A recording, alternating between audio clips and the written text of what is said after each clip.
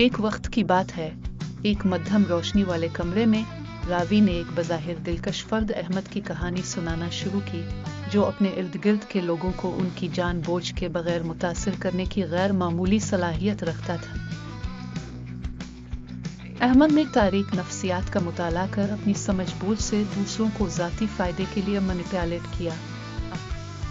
अहमद ने gas lighting जैसी तकनीकें इस्तेमाल की, जो शिकारों को अपनी इदराकत पर शक में मुब्तला करती थी।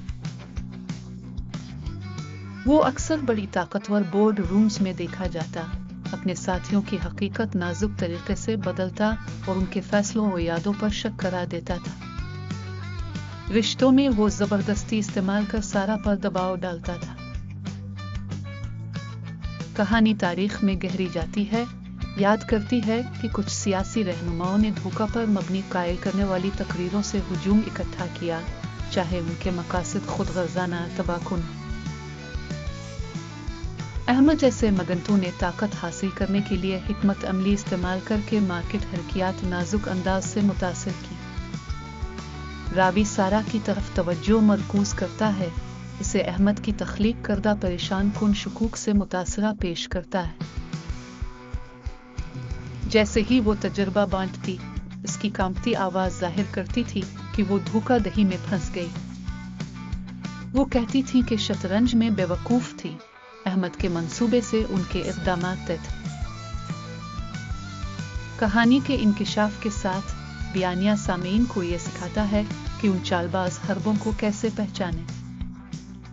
वो उन्हें विज्ञान पर भरोसा, माहौल से आगाही और अजीजों की मदद हासिल करने का मशवरा देता है। वो हुदूद मुकर्रर, मुतज़ाद बयानियों पर सवाल और बाखबर रहने की अहमियत बताता है। आखिरकार अहमद और सारा के दरमियान एक सनसनीखेज मुकालमा जारी होता है।